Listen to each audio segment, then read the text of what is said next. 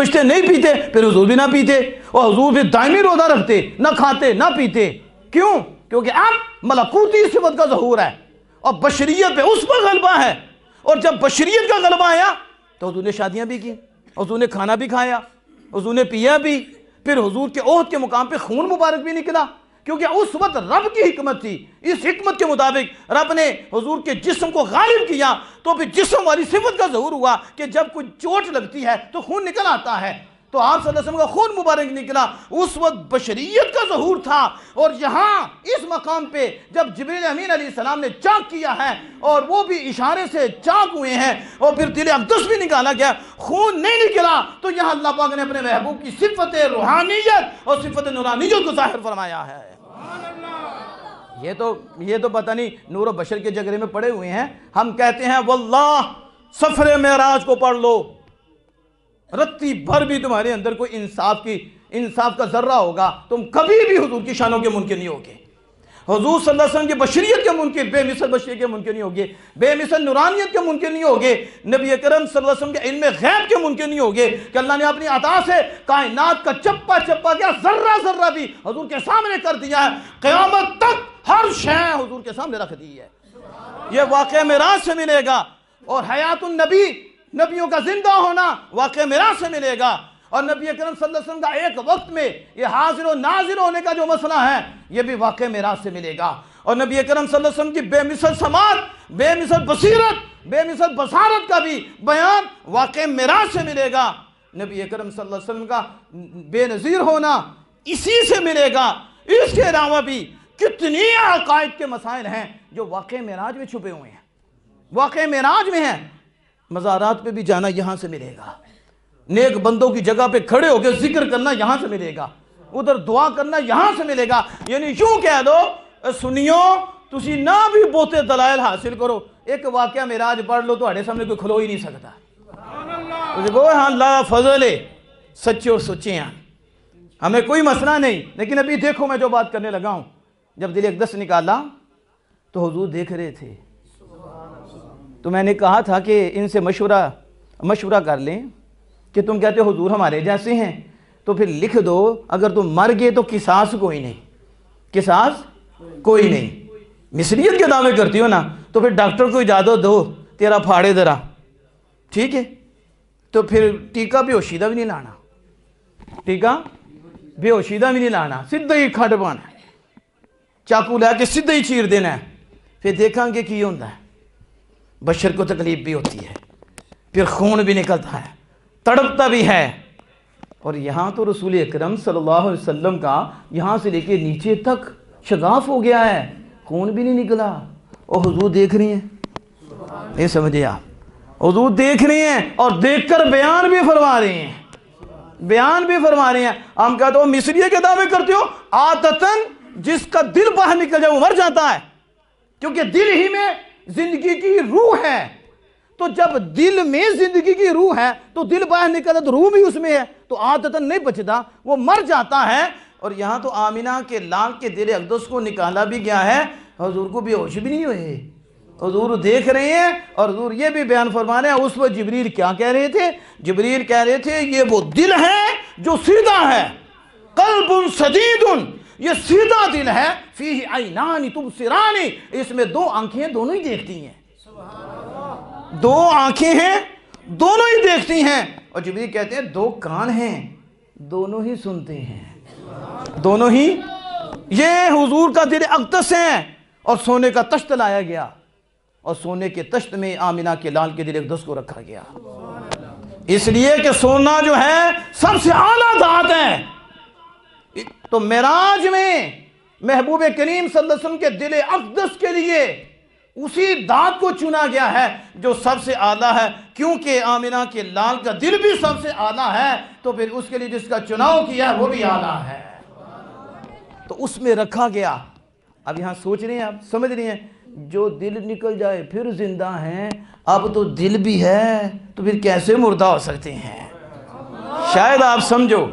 اتنی ہمارے شاہ صاحب بھی فرماتی ہیں نا، اور بہتیاں گلاں وچ فائدہ کوئی نہیں، اسی نیڑے گل مکانی ہے، بہتیاں گلاں وچ فائدہ کوئی نہیں، اسی نیڑے گل مکانی ہے، وارشہ گل وہ کریے جڑی اگاں بھی کام آنی ہے۔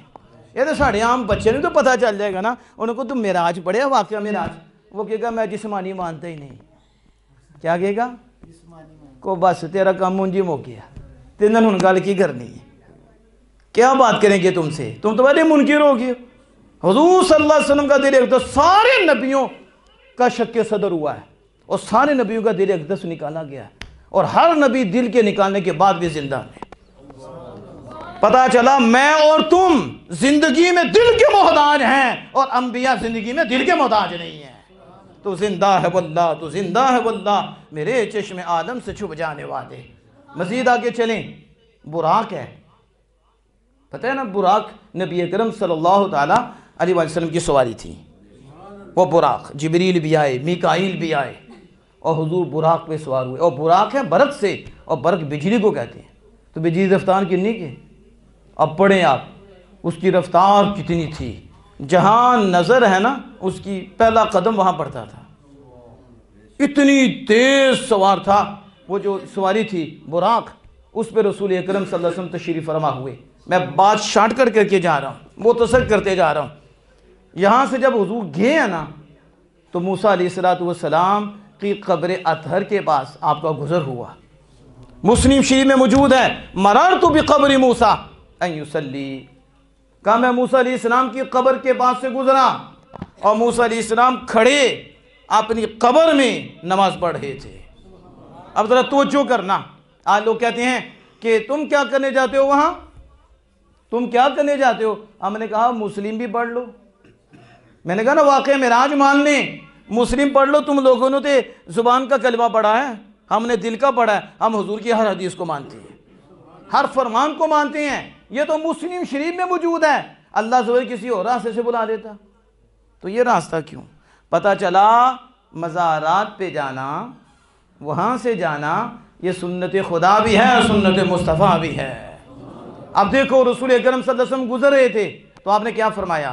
آپ میں نے دیکھا کہ موسیٰ کلیم اللہ قبر میں کھڑے صلاۃ پڑھ رہے ہیں، اتنی تیز رفتار، وہ براق جا رہا ہے، ادھر تو تھوڑی سی تیزی ہو تو بندہ چکرا جاتا ہے، اس کا دماغ ہی کام نہیں کرتا، اسے کیا اور نظر آنا ہے، جس کی رفتار اتنی ہے کہ جہاں اس کی نظر پڑتی ہے پہلا قدم ہے، اتنی تیزی سے جانے والا براق، اور رسول اکرم صلی اللہ تعالیٰ علیہ وآلہ وسلم کی عقل شریف دیکھو، حضور کو اللہ نے کتنی عقل دی، کتنا حوصلہ دیا، کتنی طاقت دی۔ فرمایا میں تو دیکھ رہا ہوں کہ موسیٰ علیہ السلام قبر میں کھڑے ہیں، حضور بتا رہے ہیں اللہ نے ہم پہ کرم فرمایا ہے، ہم اس جہاں میں اس جہاں کی بھی خبر رکھتے ہیں، اس جہاں میں اس جہاں کی خبر رکھتے ہیں، صرف نہیں کہ وہ ہیں، ہم یہ بھی دیکھتے ہیں وہ کس حالت میں ہیں، کیا کر رہے ہیں۔ حضور نے بتا دیا، اور نبی جانے کے بعد ختم نہیں ہوتے، وہ نبی کیسے ختم ہو سکتے ہیں، وہ جانے کے بعد رب کو یاد کرتے رہتے ہیں۔ اس ٹائم موسیٰ علیہ السلام کھڑے اللہ کی عبادت کر رہے ہیں۔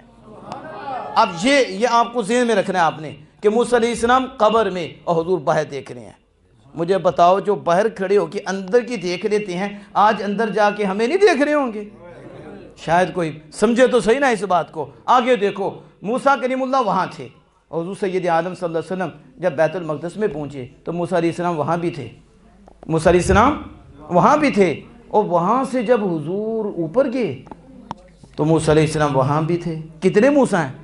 سارے بولو ہاں ذرا، تو حدیث پاک ہے، ان کو چلو بخاری مان لو تو بخاری میں تو موجود ہے، بخاری میں موجود ہے، حافظ ابن کثیر نے بھی پڑھ لو، حافظ ابن کثیر نے بھی لکھیا، تفسیر ابن کثیر اٹھاؤ، انہوں نے بھی لکھا۔ حافظ ابن کثیر نے تو اور بات لکھ دی تھی، انہیں کیا ایک دفعہ نماز نہیں ہوئی کہ بیت المقدس حضور نے نماز پڑھائی، سارے نبی مقتدی بن کے کھڑے ہوئے اور حضور نے سب کی امامت کی، تو حافظ ابن کثیر کہتے ہیں صرف ایک وقت نہیں، جدو حضور واپس آئے دوبارہ بھی نماز پڑھائی ہے، دوبارہ بھی نماز پڑھائی۔ لیکن میں ایک آپ کو یہاں بات بتانے لگا ہوں کہ موسیٰ علیہ السلام قبر میں بھی، اور جب حضور وہاں پہنچے تو موسیٰ علیہ السلام آگے بھی تھے، اور جب حضور آگے گئے آسمانوں پہ تو موسیٰ کلیم اللہ وہاں بھی تھے۔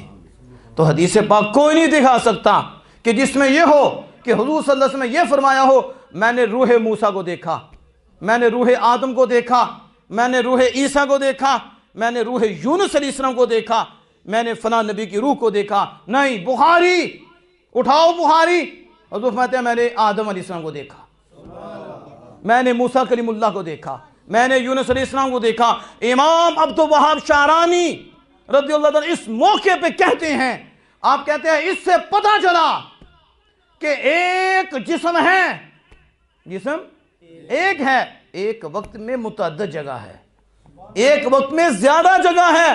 कहा ये इससे वाक़या मेराज से पता चला कि मूसा अलैहिस्सलाम वहां भी थे, मूसा अलैहिस्सलाम यहां भी थे, मूसा अलैहिस्सलाम वहां भी थे। रूह मूसा नहीं थी, हदीस बता रही है मूसा थे। तो एक वक्त में अल्लाह ने अपने नबियों को और नबियों के गुलामों को यह ताकत दे रखी है कि वो अपने उसी जिस्म के साथ एक वक्त में ज्यादा जगह पर हो सकते हैं। जब कहा जब मूसा कलीमुल्लाह एक जिस्म से एक वक्त में मुख्तलिफ जगह हो सकते हैं तो मूसा कलीमुल्लाह के आका क्यों नहीं हो सकते?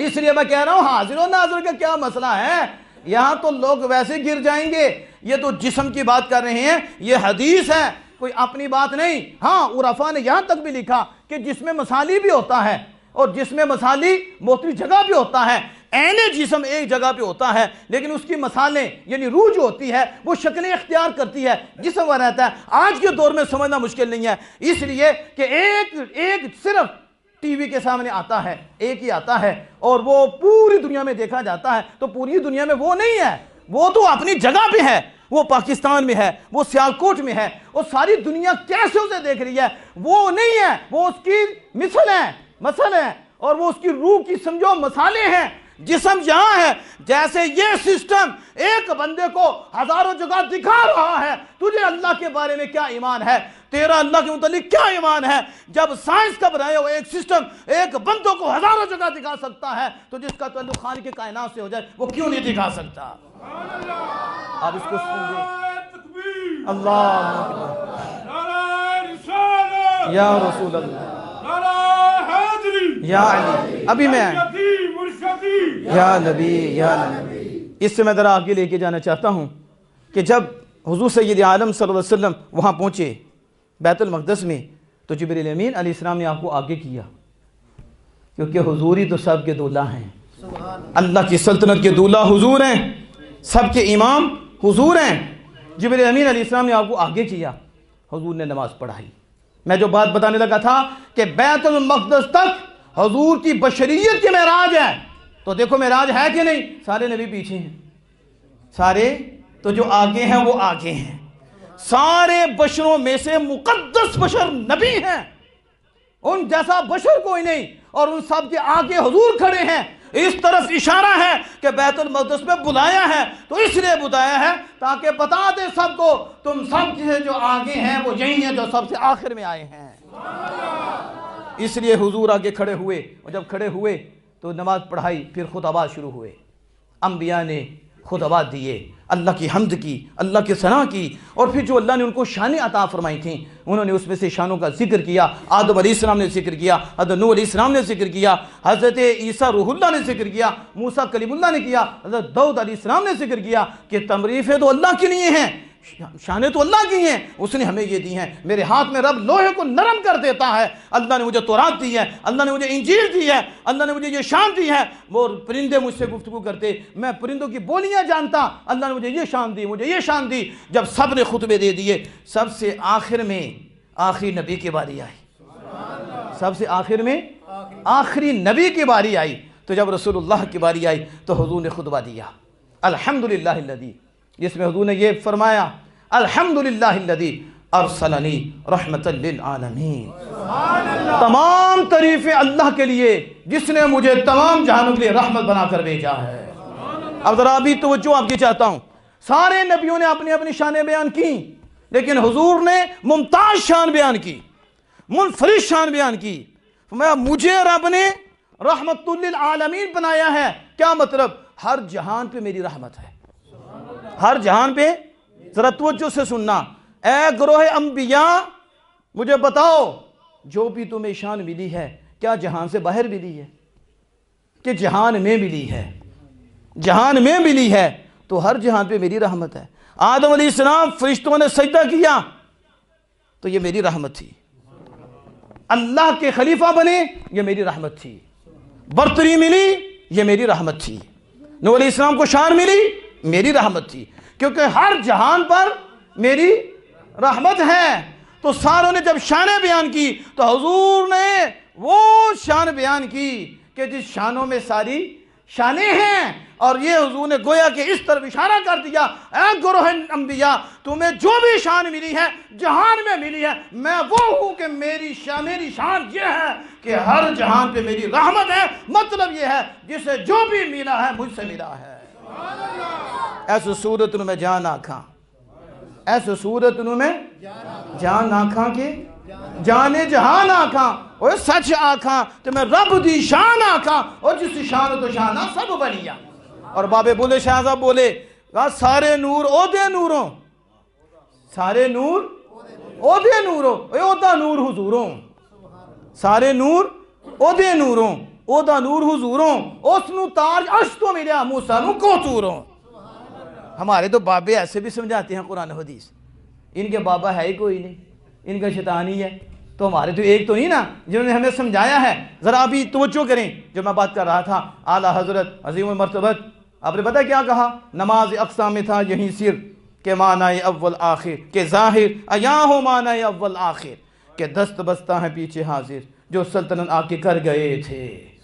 یہ جو بیت المقدس میں بلایا اور سارے نبیوں کو پیچھے کھڑا کیا، اس میں اعلیٰ حضرت امام اہل سنت فرماتے ہیں حکمت یہ تھی کہ اللہ پاک یہ بتانا چاہتا تھا اول بھی یہی ہے آخر بھی یہی ہے۔ یہ حضور کی شان ہے۔ لیکن ادھر سے ذرا میں آپ کی توجہ پھر دلاتا ہوں، یاد ہوگا آپ کو کہ موسیٰ علیہ السلام نے کہا تھا ربی آرینی، اے مالک منو اپنا آپ دکھا، کہا تھا نا منو اپنا آپ دکھا، تو کلیم تھے کہ نہیں؟ محبوب کہا مجھے اپنا آپ دکھا، میں لن ترانی، موسیٰ تو دیکھ نہیں سکتا کبھی بھی، لن ترانی تو کبھی نہیں دیکھ سکتا۔ حالانکہ علامہ مدثر ویسی صاحب تشریف فرما ہے، اور حافظ مبین صاحب ماشاءاللہ انہوں نے بھی گرامر پڑھی ہے، تو یہ سمجھتے ہیں کلمہ لن اور کلمہ ماں۔ جو کلمہ لن ہوتا ہے نا، یہ اس لیے لایا جاتا ہے کہ کلام میں زور پیدا ہوتا ہے۔ ایک ہوتا ہے ما ترانی یا لا ترانی، تو نہیں دیکھ سکتا۔ ایک پتہ کی ساڑھے کہنے نے، اور تو کدی بھی نہیں دیکھ سکتا، نہیں سمجھ آئی؟ ایک تو اسی کہو گے تو نہیں دیکھ سکتا، یہ بھی ٹھیک ہے، لیکن جو تو اسی زور نہ کہنا ہے ورنہ تو کدی بھی نہیں دیکھ سکتا، تو ایسے میں میں تینوں کدی بھی نہیں داں گا، ایک کہ میں نہیں تینوں دیندہ، ایک کہ میں کدی بھی نہیں داں گا۔ تو رب کیا فرماتا ہے موسیٰ کلیم اللہ کو؟ انہوں نے کہا مالک منو اپنا آپ دکھا، کہا لن ترانی، موسیٰ تو کدی نہیں دے سکتا۔ یہ کلام تھا کس سے؟ موسیٰ سے۔ اس لیے اعلیٰ سے بولے، انہوں نے کہا موسیٰ علیہ السلام سے کیا؟ انہوں نے عرض کی مالک اپنا آپ دکھا، کہا موسیٰ تو کدی نہیں دے سکتا۔ وہ ہمارے آقا نے کبھی عرض ہی نہیں کی، نہیں سمجھے؟ ہمارے آقا نے کبھی عرض نہیں کی مالک اپنا آپ دکھا، نہیں کہی عرض۔ انہوں نے عرض کی، کہا لن ترانی، تو نہیں دے سکتا۔ محبوب آرام فرما رہے ہیں، جبریل آ رہے ہیں اور آ کے عرض کر رہے ہیں میرے آقا اللہ آپ کی ملاقات کا مشتاق ہے، اللہ آپ کی ملاقات ہوا۔ اس پہ اعلیٰ حضرت بولے ہیں کہ موسیٰ کلیم اللہ کو کہا تم کبھی نہیں دیکھ سکتے، تو کہا تبارک اللہ شان تیری، مالک تو برکت والا ہے، تو عظمت والا ہے، تو تو بے نیاز ہے، تو تو بے پرواہ ہے، وہ اللہ الصمد ہے۔ یہ ہے توحید۔ اسے ہم کہتے ہو توحید بھی، توحید اگر تم نے سننی ہے تو سنیوں سے سنو، توحید کے متوالے سننی ہے، توحید کے بغیر تم چل ہی نہیں سکتے۔ اور توحید بھی بتائی ہے تو آمینہ کے لال نے بتائی ہے، اور سمجھ بھی جائیے تو سنیوں کو آئی ہے۔ سنو تبارک اللہ شان تیری، پہلے تعریفیں اللہ کی مالک تو برکت والا ہے، تو عظمت والا ہے، تو بے نیاز ہے، بے پرواہ ہے۔ تبارک اللہ شان تیری، تجھی کو زیبا ہے بے نیازی، کہیں وہ جوش لن ترانی، کہیں سنو شعر کو سمجھو اور مزہ لو، کہیں وہ جوش لن ترانی یعنی زور سے کہا، یہ نہیں ہے جوش ساڑھے والا جوش، ایدھے بھی چیز بندے رکھنا چاہیے ہوش، کیونکہ ساڑھا جوش خون کھولتا ہے۔ رب اس تو پا کے یہ کلمہ لن ہے، یعنی پختگی کر دی کلام کے اندر، زور ڈال دیا کلام کے اندر، کہا کہیں وہ جوش لن ترانی اور کہیں تقاضے وصال کے تھے۔ یعنی کہیں تو محبوب کو بلایا جا رہا ہے اور موسیٰ کلیم اللہ سے لن ترانی کہہ کے فرمایا جا رہا ہے۔ لیکن موسیٰ کلیم اللہ تھے نا، تو کلیم جو ہوئے تو انہوں نے عرض کی تو کلام تھا نا لن ترانی، تو پھر مالک نے کلام کو بڑھایا۔ کیا کیا؟ پیاروں سے کلام ایسے ہی ہوتے ہیں۔ آپ کا کوئی پیارا ہو نا تو کبھی آپ ایسا کہیں نا تو آپ پھر تھوڑی سی بات کو آگے بڑھا دیتے ہیں۔ کیوں بڑھاتے ہیں؟ عام نہیں ہے، عام یہ صرف بندہ نہیں ہے، یہ یار بھی ہے، اور یہ صرف خادم نہیں ہے، یہ پیارا بھی ہے۔ دونوں چیزیں ہوتی ہیں نا۔ یہ بعض لوگ جو پھسنے ہیں نا، انہوں نے سارے نو بندہ ہی سمجھے ہے، اس لیے ہم کہتے ہیں بندہ، تو انہوں نے کیا ہے دندہ، اور سنیوں نے صرف بندہ نہیں سمجھا، سنیوں نے کہا بعد بندے ہیں، بعد بندے محبوب بھی ہیں۔ محبوبوں سے باتیں کچھ اور انداز سے ہوتی ہیں۔ جب موسیٰ کریم اللہ کو کہا نا لن ترانی، ظاہر ہے یہ کلمہ زور والا تھا اور اس میں تکلیف بھی ہوتی ہے۔ تو جب مالک نے کہہ دیا موسیٰ تو نہیں دیکھ سکتا، اس کا پتہ چلا کہ کوئی دیکھ سکتا ہے۔ یہ بھی یاد رکھو، یہ جو واقعہ معراج ہے نا، اس سے یہ بھی پتہ چلتا ہے اللہ کا دیدار ہو سکتا ہے، اللہ کا۔ اور وجوہ یومئذ ناظرہ، رب فرماتا قیامت کے دن جو ہماری ہوں گے نا، ہمیں ماننے والے ہوں گے، وہ ہمیں دیکھیں گے، چہرے ان کے روشن ہو جائیں گے۔ یہ حضور کے محب اللہ کو دیکھیں گے۔ یہ نہیں ہے کہ اللہ کو کوئی دیکھ نہیں سکتا، وہ جو کہنا نہیں دیکھ سکتا، ہم نے کہا بالکل تم نے جہنم میں جانا ہے، جنتی دیکھیں گے، جنتی۔ اور رب فرمانا وجوہ یومئذ ناظرہ الی ربہا ناظرہ، جب رب کو دیکھا تو ہوگا کیا پھر؟